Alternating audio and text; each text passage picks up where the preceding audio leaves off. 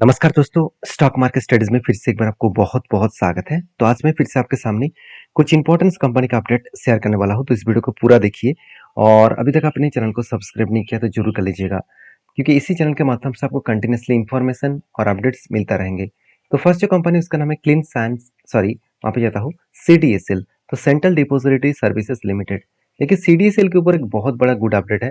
इस अपडेट के चलते मुझे लगता है इस कंपनी के ऊपर कुछ टाइम बेसिस में आपको एक अच्छा खासा ग्रोथ दिखेगा।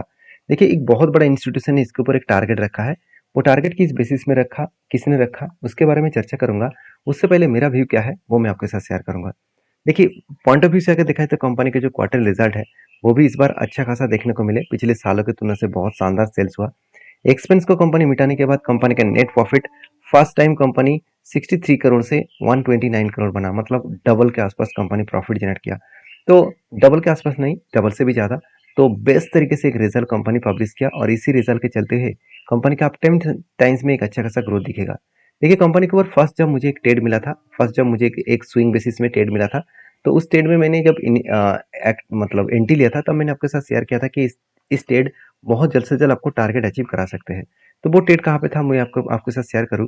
आप देख सकते हैं शोल्डर, उसके बाद एक बिग हेड बना, उसके बाद एक शोल्डर बना था और फाइनली जब ब्रेकआउट हुआ, ब्रेकआउट होने के बाद शानदार तरीके से यहाँ पे टारगेट को अचीव किया। बेस्ट तरीके से यहाँ पे टारगेट को कंपनी क्या क्या अचीव किए। अभी टारगेट अचीव होने के बाद कंपनी देखिए नीचे आए, इस लेवल को रिटेस्ट किया, उसके बाद फिर से ऊपर जाने का कोशिश कर रहा है।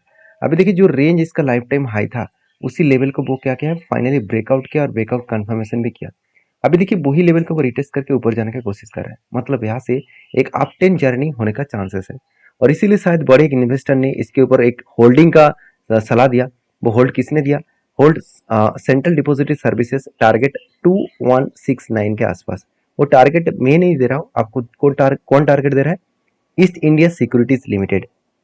तो ईस्ट इंडिया सिक्योरिटीज लिमिटेड ने इस कंपनी के ऊपर टारगेट रखा 2169 के आसपास। अभी 2169 कहाँ पे है, 2169 ऑलमोस्ट ऑलमोस्ट इसका जो हाई लेवल है उसी के आसपास है। तो बेसिकली मुझे लगता है कि शॉर्ट टर्म ऑफ पीरियड में कंपनी के ऊपर एक टारगेट रखा गया है। इस टारगेट अचीव होगा कि नहीं होगा वो तो आपको बाद में पता चलेगा। फिलहाल के लिए जो सिचुएशन बना है उस सिचुएशन के हिसाब से बात करें, कंपनी के ऊपर एक अच्छा खासा धमाका परफॉर्मेंस देखने को मिल सकता है। बाकी आपके क्या ओपिनियन है जरूर मुझे कमेंट्स करके बताना, क्योंकि कंपनीज के ऊपर जिस तरीके से अभी करंट फिलहाल के जो सिचुएशन देखने को मिला, कंपनी लाइफ टाइम हाई को ब्रेक किया है। तो एक बड़ा जर्नी अभी भी कंपनी करने के लिए तैयारी कर रहा है, क्योंकि कुछ टाइम ऑफ पीरियड में कंपनी होल्ड कर चुके हैं। तो कुछ टाइम ऑफ पीरियड में यहाँ पे होल्ड करने के बाद उस लेवल को ब्रेक किया है और रिटेस्ट भी किया है। तो यहाँ से एक बड़ा जर्नी होने का चांसेस है। अभी यहाँ से बड़ा जर्नी होगा तो कहाँ तक जाएगा उसका कोई भी लेवल्स नहीं है, क्योंकि जब भी कोई हाई लेवल में कंपनी भागते चले जाते हैं तो हमेशा आपको उस कंपनी के ऊपर हमेशा मतलब जो पिवोट पॉइंट है उसके हिसाब से काम करना पड़ेगा। तो जिस इसका जो पिवोट पॉइंट निकल कर आ रहा है करीबन करीबन 2343, ये देखिए, ये मैं कोई आपको टारगेट नहीं दे रहा हूँ, मैं आपको इसका पिवोट लेवल बता रहा हूँ। तो इस लेवल पिवोट लेवल यही बता रहा है कि इस लेवल तक जाने का चांसेस है। अभी देखिए मुझे नहीं लगता कि पिवोट लेवल हमेशा एक्टिव होकर उस तरीके से लेवल को अचीव कर पाएंगे। तो मैं जरूर इस कंपनी के ऊपर बुलिश रहूंगा, क्योंकि कंपनी के ऊपर जिस तरीके से रिटेस्ट करने के बाद वो ऊपर जा रहा है, तो मैं जरूर यहाँ पे कुछ क्वांटिटी के साथ यहाँ पे मैं आगे बढ़ूंगा। बाकी आपकी क्या राय है जरूर मुझे कमेंट्स करके बताना। नेक्स्ट जो कंपनी है उसका नाम है नियोजन केमिकल्स लिमिटेड। तो बेसिकली नियोजन केमिकल्स लिमिटेड एक केमिकल सेक्टर से बिलोंग करने वाला कंपनी है। और इस कंपनी के ऊपर एक खासियत पॉइंट मैं आपके साथ शेयर करूँ कि नियोजन केमिकल लिमिटेड जो है वो शानदार तरीके से एक परफॉर्मेंस कंपनी यहाँ पे दिखा रहा है। किस तरीके से शानदार परफॉर्मेंस, अगर मैं क्वार्टर रिजल्ट के बारे में बात करूँ तो जो कंपनी पहले 150 करोड़, उसके बाद 200 करोड़ तक पहुंच गए थे, बीच में कंपनी का सेल्स लगातार कम होता चला गया। फाइनली इस बार कंपनी फिर से वही लेवल को पकड़ चुके हैं जो पिछले साल में सेल्स किया था, क्योंकि केमिकल सेक्टर में लास्ट 2 ईयर से जिस तरीके से हालत खराब है, उस खराब हालत को सुधरने के लिए कंपनी को थोड़ा सा तो टाइम लगेगा, थोड़ा सा तो सिचुएशन बनेगा।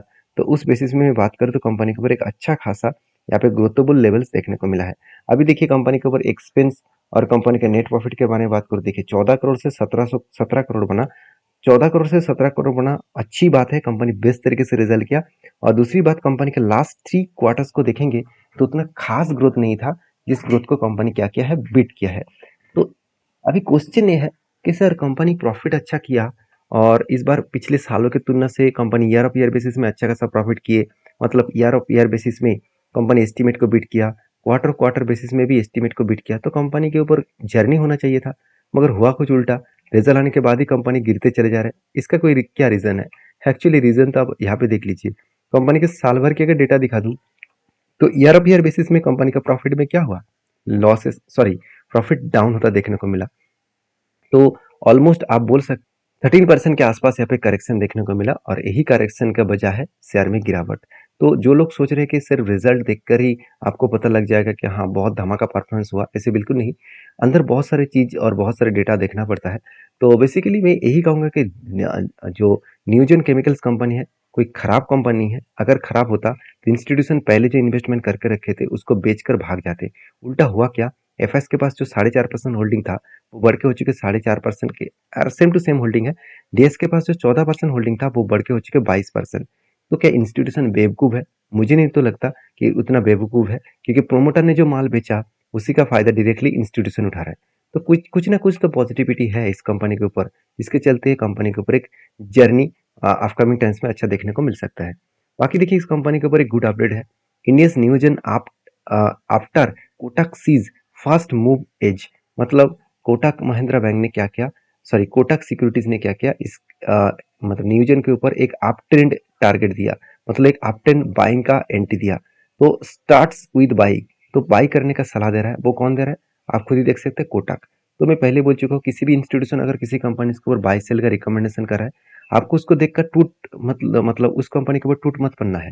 कि ऐसे नहीं कि आपने वो न्यूज देखा और आपने पूरा का पूरा पैसा एक ही कंपनी के ऊपर लगा दिया। वो बहुत बड़ा गलत साबित हो सकता है और बहुत बड़ा झटका आपको लग सकता है। तो इसलिए बोलता हूँ कि किसी भी कंपनी के ऊपर काम करने से पहले सारी चीज़ों को ऑब्जर्व करिए, सारे डेटा को चेकआउट करिए। हाँ, मैं नियोजन के ऊपर ऑब्वियसली पॉजिटिव हूँ। किस तरीके से पॉजिटिव हूँ मैं आपको बता दूँ। देखिए नियोजन के ऊपर एक ट्रेड मुझे मिला था, बहुत शानदार तरीके से ट्रेड मिला था, और मैंने आपको इसके साथ डिस्कशन भी किया था कि जब भी इस तरीके से कोई भी रेंज ट्रेड बने, कोई भी कंटिन्यूसली बाइंग, 1, 2, 3 बाइंग कैंडल बने, और वो भी कितना 28% के आसपास। तो 28% के आसपास बाइंग ट्रेड बना, और उस लेवल से हिसाब से देखा तो कंपनी जब भी इस नीचे लेवल को टच करेंगे तब एंटी बनेगा, और हायर लेवल तक मेरा टारगेट बनेगा। तो एंटी तो बन चुके हैं यहाँ पे। बनने के बाद देखिए कंपनी नीचे भी आए थे, उसके बाद देखिए कितना तगड़ा बाइंग ऊपर गया, और ऑलमोस्ट टारगेट के नजदीक से वो वापस आ रहा है। हाँ, टारगेट अभी तक हुआ नहीं, तो मुझे लगता है जो रेंज यहाँ पे बना है उस रेंज का कितना शानदार अचीवमेंट है आप देख सकते हैं। तो इसलिए मैं बार बार बोलता हूँ, इस तरीके से पैटर्न को, स्ट्रेटेजीज को सीखना है तो मेरे साथ जुड़े रहिए, मेरे साथ बने रहिए, आपको बहुत कुछ सीखने को, जानने को मौका मिलेगा। तो नेक्स्ट जो कंपनी है उसके बारे में चर्चा करूँ, उसका नाम है वारी रिन्यूएबल टेक्नोलॉजीज लिमिटेड। देखिए वारी रिन्यूएबल टेक्नोलॉजी लिमिटेड जो एक धमाका परफॉर्मेंस दिया। हर व्यक्ति, जो व्यक्ति कोविड के टाइम में, मतलब एट कोविड भी छोड़ दीजिए, 2022 में जो व्यक्ति निवेश करके रखे थे तो उसको मल्टीपल रिटर्न मिल चुके हैं। अगर मैं चार्ट के बारे में चर्चा करूँ तो 2022 का डेटा अगर देखेंगे तो 2022 का इस कंपनी का प्राइस अराउंड अराउंड आप बोल सकते हैं करीबन करीबन 90 रुपीज के भी नीचे था, और आज कहाँ पे चल रहा है? आज कंपनी 2000 3050 के आसपास चल रहा है। तो कितना बड़ा जर्नी हुआ आप खुद ही देख सकते हैं। हाँ, जो लोग सोच रहे हैं कि कंपनी हाई करते जा रहा है, हायर हाई बनाते बनाते आगे बढ़ रहा है, तो यहाँ पे होल्ड किया है तो फिर से एक हाई बनेगा। देखिए इस कंपनी के ऊपर कुछ भी हो सकते हैं। एक चीज को ध्यान देना, कंपनी जिस फील्ड में काम कर रहे हैं वो फील्ड अभी भी स्टार्टिंग हुआ है, और स्टार्टिंग फेज में ही इतना बड़ा जर्नी हो चुके हैं, मतलब आगे और भी बड़ा जर्नी होने का चांसेस देखने को मिल सकता है। बाकी रेन्यूएबल और रेन्यूएबल एनर्जी कोई खराब कंपनी नहीं है, कंपनी का परफॉर्मेंस अच्छा है, मगर वैल्यूएशन बहुत हाई है, क्योंकि इसका आरओसी देखेंगे बेस्ट है, इनकम जबरदस्त है, होल्डिंग भी अच्छा खासा है, और कंपनी की डेप्थ भी कम है। और कंपनी का क्वार्टर रिजल्ट के बारे में बात करूं तो सेल्स देखिए इस बार कंपनी हाईएस्ट सेल जनरेट किया ईयर ऑफ ईयर बेसिस में। हाँ, क्वार्टर को कंपनी बीट नहीं कर पाया, जिसके चलते कंपनी का प्रॉफिट मार्जिन कम हो गया, 64 करोड़ से 54 करोड़ बना। पिछले साल में 12 करोड़ था, 12 करोड़ से 55 करोड़ के आसपास देखने को मिला। तो इसका मतलब कंपनी के ऊपर जो प्रॉफिटेबिलिटी ग्रोथ है वो कुछ हद तक कम हुआ है, जिसके चलते कंपनी में थोड़ा सा प्रेशराइज बनता हुआ देखने को मिले। चार्ट अगर देखेंगे तो जब रिजल्ट है, रिजल्ट के बाद कंपनी लोअर सर्किट बनाते बनाते नीचे आ रहा है। अभी जो लोअर सर्किट बनते चले जा रहे हैं वो कहाँ तक आने का चांसेस है?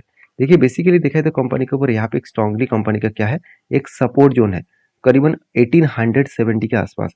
अगर इस तरीके से गिरता रहे तो इस लेवल तक आने का चांसेस होगा, और यहाँ पे चांद आने के बाद कंपनी के ऊपर शायद कुछ पॉजिटिव डिसीजन बन सकता है। बाकी आपकी क्या राय है मुझे जरूर कमेंट्स करके बताना, और वीडियो अच्छा लगे तो प्लीज़ एक लाइक जरूर कर देना। तो चलो नेक्स्ट कंपनी के बारे में चर्चा कर लेते हैं। नेक्स्ट कंपनी का नाम आप देख सकते हैं, नेक्स्ट कंपनी का नाम है उसका नाम है Dabanggiri sugars company. Dabanggiri sugars company, sorry sugar company के ऊपर एक गुड अपडेट है, वो है, चलो मैं एक बार आपको दिखा भी देता हूँ।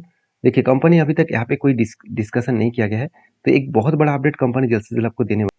वो है 1:10 रेशियो का स्प्लिट, मतलब कंपनी के 10 का फेस वैल्यू है वो ₹1 बनाएगा, एक के बदले 10 शेयर कंपनी आपको स्प्लिट के हिसाब से देने वाले हैं। तो एक्स्ट्रा बेनिफिट कंपनी आपको जल्द से जल्द देंगे, तो उससे पहले इस कंपनी को रिसर्च करना, उसके बाद काम करना, क्योंकि हाई रिस्की कंपनी है। ये सारे डिटेल्स जो डिस्कशन में आपके साथ किया हूँ वो एजुकेशन पर्पस में था, कोई भी मेरे तरफ से बाय एंड सेल का रिकमेंडेशन नहीं था। अगर किसी भी कंपनी के ऊपर काम करना है तो सारी चीज़ों को आपको ऑब्जर्व करके, स्टडी करके काम करना पड़ेगा। मिलते हैं नेक्स्ट वीडियो में, तब तक के लिए धन्यवाद।